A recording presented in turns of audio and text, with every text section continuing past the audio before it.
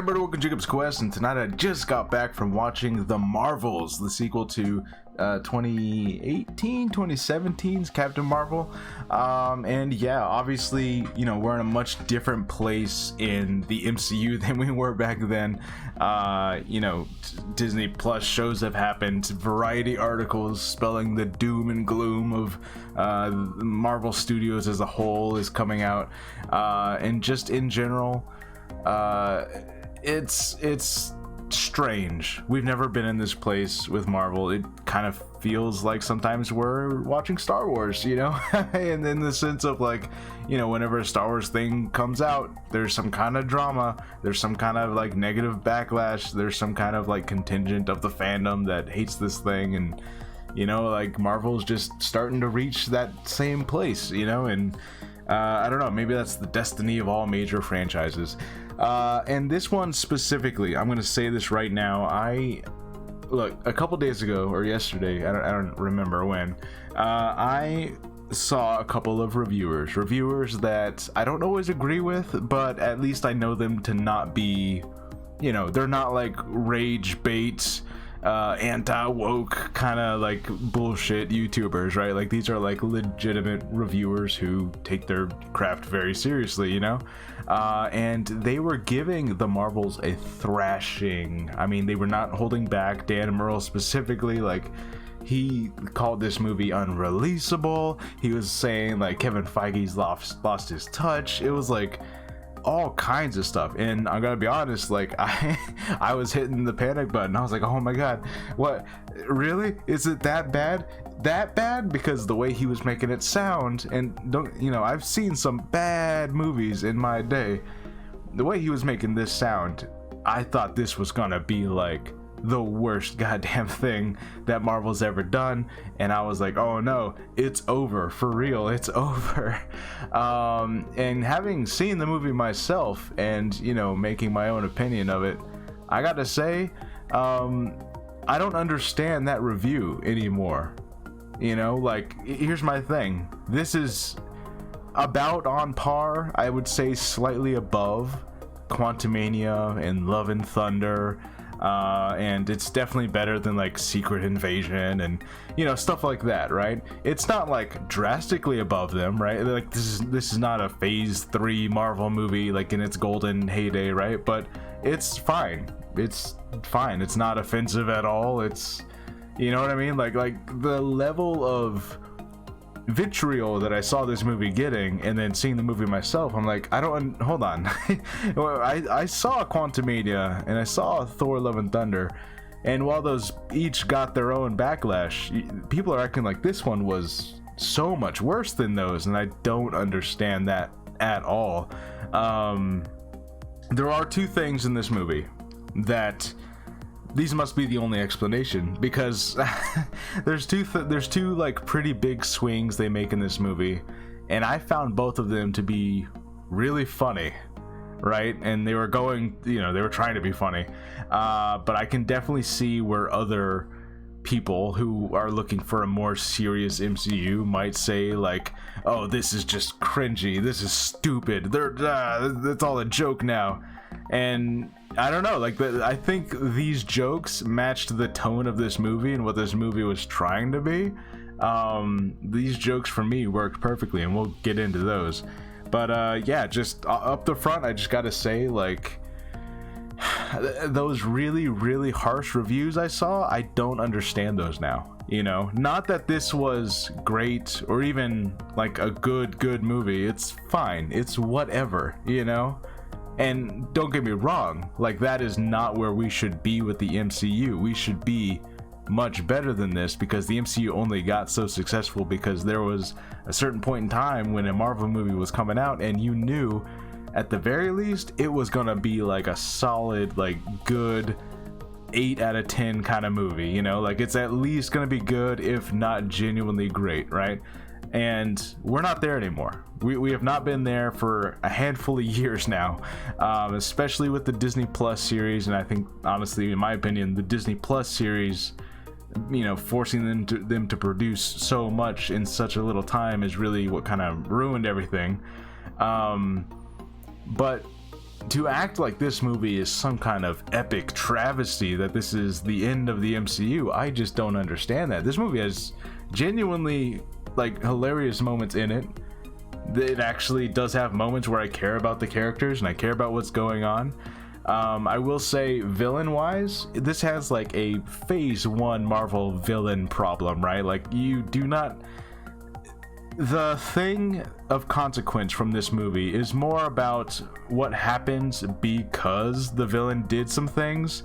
It's not the villain itself. Like, the villain is totally inconsequential. You literally could have slotted anyone into this role. Like, of all the thousands upon thousands of Marvel villains they probably own the rights to, they could have put anyone in this role, because it was just such a nothing character. In fact, it was such a nothing character that, like, their whole the grudge that they hold, their entire character arc, everything that they're after, their whole character motivation, this villain, was based on things that we did not even know happened prior to this film in the canon. And it was like just a kind of background event that, like, oh, by the way, in case you were wondering, like, where Captain Marvel was for 30 years, why she never returned to Earth, you know, what exactly happened to the Kree, because, you know, in the 90s they had a thriving empire, and then by the time we get to Guardians of the Galaxy, they're making deals with you know, what's that group's name, and they're just kind of like this peaceful, you know, peace negotiating people now. Well, apparently Captain Marvel had destroyed their AI that ran their entire society, and that caused this giant civil war rift, which I think we did kind of hear about in Guardians of the Galaxy, the Kree Civil War, right? And that something about that civil war caused their planet to go into disarray, and their oceans dried up, and their sun got blotted out somehow. They don't really explain that. Basically, their planet sucks. They can't breathe the air. There's no sunlight. There's no water. And so the villain's whole thing is, I'm gonna go to Carol Danvers' specific places that she likes. I'm gonna go there and destroy those worlds, like take this one's air, take this one's water, take this one's sun, using the Captain Marvel bangle, which, you know, basically they explain that it's just some ancient mythological cosmic bangles that can cause you to teleport and open wormholes through space. And this movie has a lot of like wormhole jargon, right? Like just cosmos, space-time, timey-wimey, what's it, right? Like just they're just throwing these scientific words out, like, you know, maybe somehow it ends up making sense, but basically what you need to know is that these bangles can open space-time. We kind of saw that in the Ms. Marvel show. She went back in time, and then they're trying to connect that to these gates that the villain is opening, which are like, you know, a manufactured version of the normal wormhole gates that they use in the MCU for space travel that we see again in Guardians of the Galaxy all the time. We see them like jump through those little wormholes. She's like manufacturing those. She's forcing those to exist, and they just stay open in order to steal the resources from other planets. And that's pretty much the plot. That's like what's happening. And you can tell, I think some of the clunky editing really happens in the third act, because, you know, eventually, of course, she goes to Earth. She's trying to steal the Earth's sun, and they have a big showdown.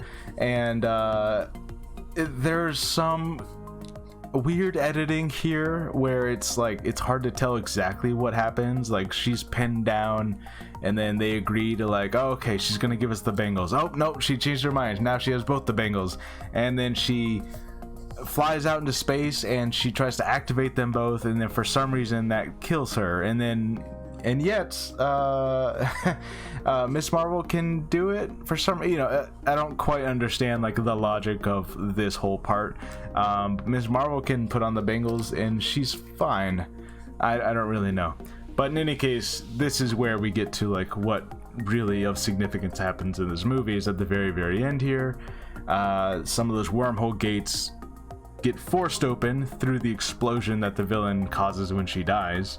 And this is where we get our like, oh, another reality is seeping into ours because we've torn too many space-time holes through reality now. And basically Monica has to go through there and use her energy to close back the gates between realities, but now she's stuck on that side, and we'll get into that post-credit scene. And that's pretty much where the movie ends. Captain Marvel goes and reignites the sun on the Kree home planet, so you know she can still be the hero, right? Like, she didn't just let all those people die. Which then it's also like, okay, so at any point in the last 30 years she could have reignited their sun and like stopped all this from happening. You know, I guess she didn't know that, but it's like, okay. There are some other things, like I think the first big swing these movies take is when they go to one of the planets that Captain Marvel cares about. This is the one they steal the water from, and this is what I would say infamously among certain groups is the singing planet. And this is, I think, the first thing that a lot of people are gonna like, you know, they're gonna be like, oh, this was so cringy, it was so horrible. But honestly, I saw this with my fiance, and she loved it. She loved this scene, you know. So, you know, I think anyone who's here to just have fun and just, you know, maybe enjoy musicals, or maybe you just think this is hilarious, because honestly, I'm not a musical person, but I thought this was funny, you know. Like, for me, it works, you know. I was like, okay, it's working, the joke is working. It doesn't outlast its welcome. There were rumors that this was going to be a much longer sequence, and they cut it down some. So, you know, if that is what happened, then that was the right decision. Because honestly, like, I think it lasted just as long as it needed to, and then they didn't sing anymore, you know. And then we got right back to the action. So I was fine with it. It was a funny moment for me. Anyways, so there is a question of like, this planet, they took some of the water in, and then the Marvels are forced to just kind of flee because they're after the other bangle that Miss Marvel has. And so we never really know for sure of like what happened to these people. Like, did they all die? Did all their water get taken? Is their planet doomed? Or we don't know. They never really address it. They escape, and then they never like go back to that planet. So that is one thing where I'm like, okay, what happened there? You know, I don't know if there was like another scene that they were supposed to like talk about it, like, oh, all of the singing people died. I don't know. So the other big swing that they take in this movie, that's definitely, you know, some people are going to say this is stupid, but I thought it was really funny. I was, you know, and maybe all those negative reviews that were like thrashing the hell out of this movie kind of put me in the right mindset, because I thought this was really funny and the comedy worked. Basically, there were these mysterious sacks that they keep on finding around the Sword space station. They're like, what are these things, you know? And they kind of keep cutting back to that, trying to figure out what's going on. And they, of course, turn out to be egg sacs that Goose has been coughing up, and it is a whole litter of kittens, right? And then, because you know, the sun is crashing and something, like, they're, you know, the Sword space station is getting all destroyed. All their escape pods are destroyed on the station, and they have hundreds of employees there that they have to evacuate. So what they end up having to do is they feed all the employees to the kittens, and then the employees have to, it's, you know, it's just a comical scene of employees on this space station running away from small little baby kittens. And then when they catch them, they just get like swallowed up with the, you know, the Flurkin tentacles.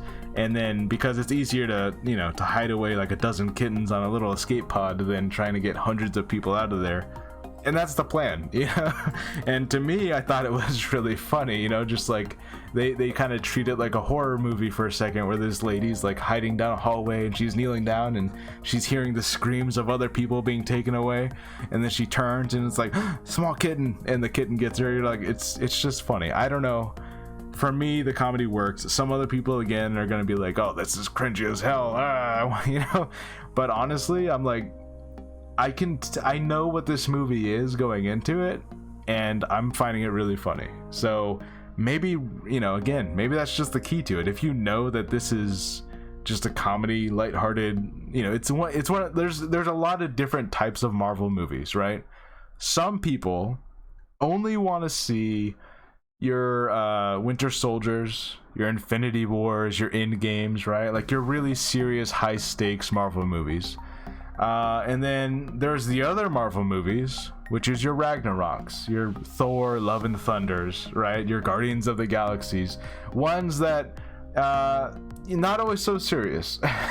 You know, some more than others, but most part not so serious. They're gonna have a lot of ridiculous, jokey, dumb moments where, you know, if you're the kind of person who only wants to see the serious stuff, you're gonna be like, oh, this is cringy as hell, it's dumb, Marvel's just jokes, rah.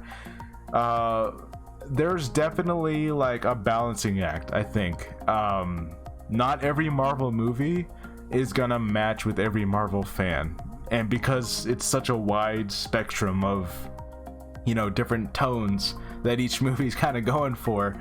So I think this is just one of those where it's like, you know, you gotta walk into this one thinking more Ragnarok, Taika Waititi style thing, and if you're in that kind of headspace, I think you're gonna enjoy these swings that they take more than if you thought this was gonna be some kind of epic, serious thing, you know, because it's definitely not.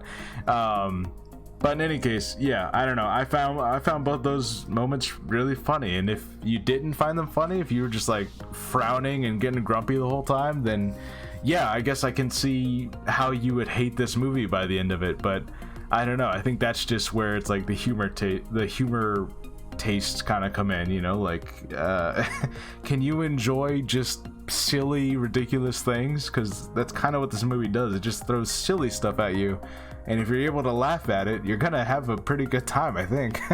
But in any case, yeah, I think overall, just as far as implications of like the future of what's gonna happen, you know, this obviously it kind of feels like a last minute reshoot. Like they were just like, okay, you know what, let's add in some multiverse stuff and let's throw this into the very final third act. And I'm okay with that. Honestly, I am. It is definitely like the most exciting part. And you know, maybe that's sad to say, like the most exciting part is the mid credits of the movie, not the movie itself. But I don't know. I think overall, if you're here for just a silly fun time, it's gonna deliver on that. It is, you know, it's not the worst Marvel movie ever. I would say, you know, that's still a tie between Quantumania and Love and Thunder. I would still say both of those are worse. Secret Invasion is worse, you know, which, oh, let's talk about Secret Invasion. I haven't even brought that up. So yeah, this is another thing, and it kind of, for anyone who didn't like Secret Invasion, and I was, you know, I was like on board with that show until like the last 3 or 4 episodes, and it started to just lose me because it felt like it didn't know where it was going. Yeah, that show is essentially ignored entirely. They do not, like, nothing from that show is mentioned. Nick Fury's wife is not on this spaceship anywhere. They do not bring up the fact that there was a Skrull rebellion, attempted assassination on the president. That's never brought up. The fact that the president of the United States declared war on all alien species at the end of that show. He declared war on all alien species at the end of that show. It's not brought up. It's not mentioned. They bring a bunch of Flurk in there. They have a bunch of sword members there. Like, here's the other thing about it, is that at a certain point, Carol and the crew, they managed to rescue a bunch of Skrulls, right? They put them on their spaceship, and then Valkyrie shows up. She's one of the cameos we get. Valkyrie shows up, and she takes all the Skrulls there, you know, presumably to New Asgard on Earth, right? And this was like a question I kept on asking during the entire events of Secret Invasion, the show, was, you know, one, the fact that this movie does not even mention, like, oh, come with Valkyrie to New Asgard to Earth, because there's already, the show mentioned 1 million Skrulls on Earth. Like, they didn't mention that at all. Like these other Skrulls who were on this different planet are coming to Earth, and no one even brings up the fact like, oh yeah, there's already 1 million Skrulls on Earth, and Nick Fury, and I'm pretty sure the public, because the president made like a big address on it on the show, on the TV. I'm pretty sure everyone knows this, and like no one's brought it up like, oh yeah, just send the Skrulls to Earth, there's already millions of them. It's like not even a thing. But you know, it still addresses the other thing, is that like you know, everyone's like the Skrulls are so scared because they're aliens and they're not going to be accepted in society and Secret Invasion. And again, this just kind of rubs your face in it. The new Asgard, the Asgardians are fine, maybe because they're human looking, but in this movie we have the king, the queen of New Asgard take Skrulls to Earth. So it's just like, does Secret Invasion really just matter so little? And it brings, you know, it brings into question a lot of like production issues that happened either between this movie or between the show, or just like scheduling in general. Like, was Secret Invasion supposed to happen way after this show? What exactly happened here? I don't know. This movie is not comprehensible when it comes to Secret Invasion. So like, if you just pretend Secret Invasion doesn't exist, this movie's fine. Like, there's nothing like continuity wise, there's nothing weird happening here. It's just Secret Invasion exists, and it's like it introduces so many, which again, nobody even likes Secret Invasion because of the whole War Machine thing. So honestly, at this point, I don't think anyone would mind that they just ignore it, because it's like, okay, just ignore it. Just ignore Secret Invasion, I guess.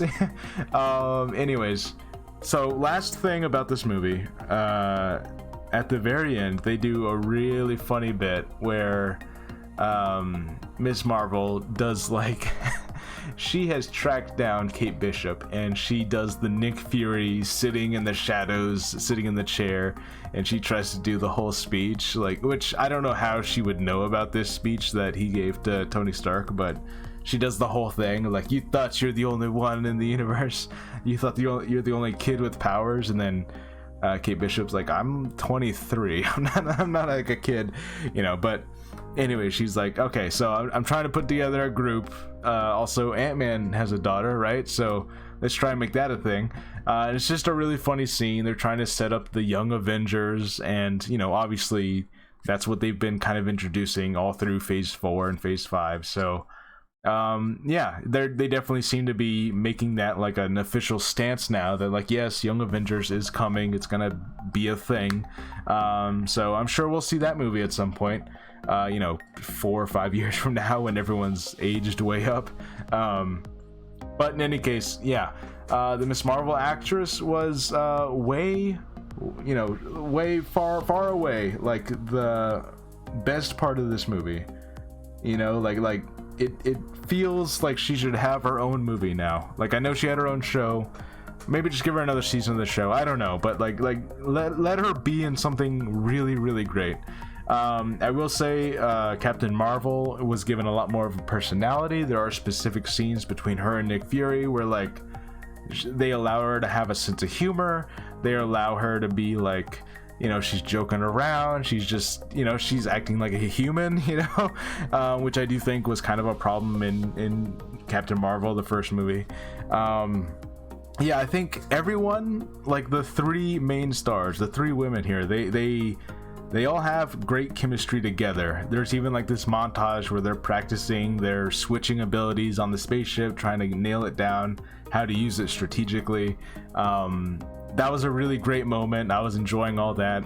So I think if nothing else, by the end of this movie, I actually really enjoy all 3 of these characters. You know, I feel like this movie did a much better job with Captain Marvel herself than any of the other movies or entries that she's been in has. You know, she's always been so stoic and so like, just like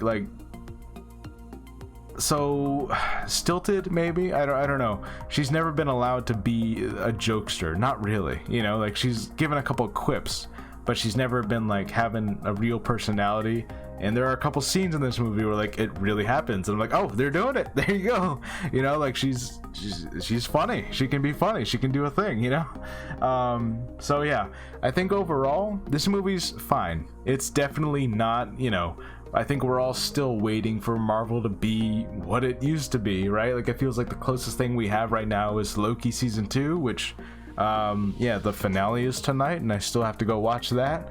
But yeah, anyone who's out there saying that this movie is the worst thing ever, or the end of Marvel, or worse than everything else, or you know, pretty much anything that Dan Merle said, where he's like, oh, this is the culmination of 15 years of mistakes or something. I'm like, I don't see that here, you know? If anything, I see just another fine, okay movie, you know? It's definitely like a 5 or 6 out of 10. It's not, you know, it's not like a 1, you know? So I don't know.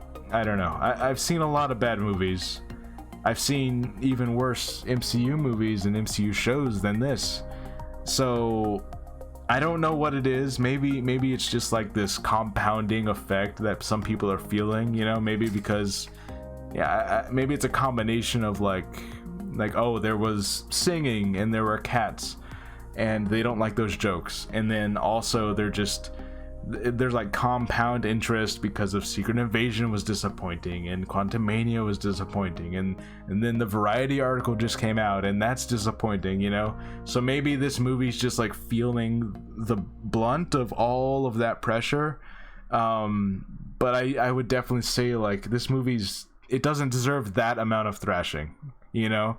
You could say that this movie's mostly forgettable. You could say that this movie, you know, clearly went through a lot of rewrites and had a lot of editing, or it went in too many directions. Like, it feels like it's a sequel to this, but it's also a sequel to this, and it doesn't know quite what it wants to do, and it doesn't work all the time. You could say all of those things, but to act like, I don't know, to act like this is like the death nail in Marvel, I just don't get it. You know? I know that the box office is probably going to be really bad for this, and obviously I'm sure Kevin Feige and everyone at Disney is like, okay, wait, we need to reel back how much we're spending on these movies. I think they said Blade is going to be like 100 million max, right? Which, you know, that's all probably very true. But yeah, I think this movie is just, it's being put a lot of like blame for things that this movie's not doing, you know? There's like a lot of emotional baggage being unloaded onto this movie, where I think it's a little misplaced. This movie's fine, it's whatever. The end credits is gonna be like the significant pinpoint, of course, but like, other than that, you're like, villain, whatever, forgettable. But the interactions between the main characters, I actually really like that a lot. Pretend Secret Invasion doesn't exist. Overall, it's fine. I had a fun time. The jokes, even the big swings, they worked for me. I thought they were funny. This is a silly movie. It's not taking itself seriously. That's what it is, you know? Is this going to be a movie that I rewatch all the time? Is this like in my, you know, upper half of Marvel? No, of course not, right? But like I said, we have not been there for a minute.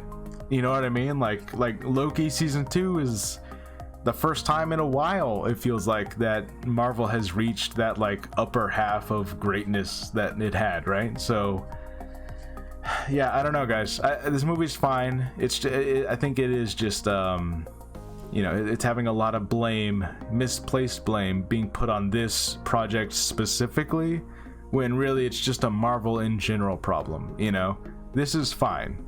I think people are just kind of fed up with fine. They want great, you know? And I think people are just like upset that instead of getting great, we have another fine. It's fine. It's whatever. It's fine, you know?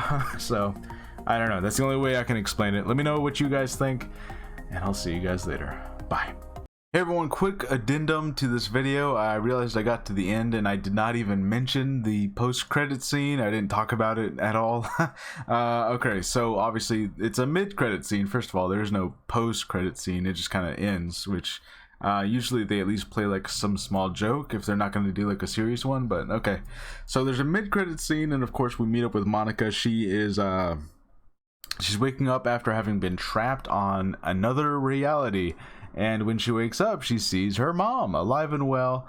And immediately I'm like, okay, so is this the 838 from Multiverse of Madness? Is she somehow still alive after the Scarlet Witch attack? It does not seem to be that way, and I say this because immediately comes in with the much rumored Kelsey Grammer as Beast. It is a CGI Beast this time. It's still Kelsey Grammer's voice, but it is a CGI Beast, and he looks a lot more in tune with like the animated series version. His hair is kind of shaped the way it was in the animated series, and I'm fine with this, honestly. Like, Kelsey Grammer's an older guy now, and I'm sure that many hours in makeup and prosthetics is not great. So you know what, if this is the way we gotta do it, I don't mind it at all. Honestly, it's fine. But the reason I say I don't think this is 838 is because he immediately then says, oh, Charles wanted an update, and we're pretty sure we saw Charles die, and her as well. She got a statue thrown on her. So I'm going to go ahead and say that this is not 838, that this is just another multiverse, and she's seemingly trapped here. So I don't know, is this going to be, is this supposed to be the one that Deadpool is going to be in? Because we know that Deadpool and Wolverine are, they're going to be doing stuff in Deadpool 3. A lot of multiverse stuff. So is this going to be their universe? Are we going to say that this is the one that Deadpool has been in the whole time? Obviously, he's going to get very meta with it. He's already, even in the first Deadpool movies, he's kind of joked about how the timelines between this and First Class don't really make any sense. The whole Fox timelines don't add up. So, yeah, very curious to see where this goes. And also, while recording this addendum, I have now watched the finale of Loki, which of course I'll do a review of later. So multiverse wise, I gotta like sit and think now, because I'm like, hold on, what is between this end credit sequence and what just happened in Loki, the implications about the multiverse are, I just need to think, because I'm trying to fully like comprehend everything that happened. But in any case, look, it's cool. We finally have another X-Men. We've had, of course, we had Charles Xavier, who died in Multiverse of Madness, and now we seemingly have another one. So I guess that's the good thing about the multiverse, is that like, even though they introduced these characters and some people got really upset about how quickly Scarlet Witch killed them off, there's always another Earth. That's the thing about it. There is always another planet Earth where they're alive, and there's another version of them. So, does that take away the stakes? Maybe a little bit, but that's comic books, that's how it is. But yeah, pretty cool seeing him. I don't mind the CGI at all. I thought it was fine. It was pretty well done. And yeah, as far as like what this means for Monica, I don't know. I kind of doubt that we're gonna get like a movie for her or a TV show dedicated about her journeys in this other universe. It kind of feels like one of those plot threads that will not really get picked up until we're all the way at Secret Wars in 2026 or 27 or whenever that movie comes out. So this does definitely kind of seem like something that they're laying the groundwork for now, and it will be done later. I will say this though. Obviously the multiverse has played a big part between all the Kang stuff and then the Spider-Man movie and Multiverse of Madness and all this stuff, right? Like, the thing is that all these multiverse pieces never really seem to fit together in any kind of way, right? This is kind of one of the first times where it's really felt like, okay, we're leaving a character in a different universe. They're gonna stay there, and we're gonna pick this up later. Like it's at least, I have some confidence that like, okay, there's at least an idea somewhere. Now that I think about it, ironically, they kind of Sony kind of did a very similar thing with the one Spider-Man related movie that I refused to watch, Morbius. Infamously, Morbius took Michael Keaton's Vulture out of the MCU and put it into the Morbius universe in that end credit sequence, using logic that does not make any sense. kind of thing. You know, it's just kind of funny to think like, oh yeah, that also happened in a very similar way that they're doing with Monica right now.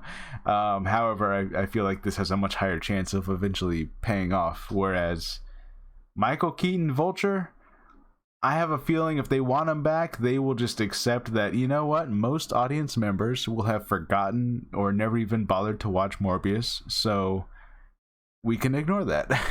We ignored Secret Invasion, we can ignore Morbius. So anyways, getting off track. Pretty cool post-credit sequence. We see another X-Men. It's cool, you know, like it's definitely gonna be like the thing everyone is mostly talking about from this movie. But yeah, I hope we don't have to wait too long. The strikes, as of this recording, the strikes have officially ended. We can get back to filming movies and making things. So I can only hope that in the time off, somebody somewhere was on a whiteboard making very concrete plans as to like, where is this going? Are we gonna stick with Kang? Are we not sticking with Kang? Ultimately, where's the multiverse going? We have Loki, and I'll do my review of Loki. We'll talk about that. And now we have this. So like, it feels like there's some kind of direction happening. So that's good. Anyways, those are my thoughts on the post-credit sequence. I'll see you guys later. Bye.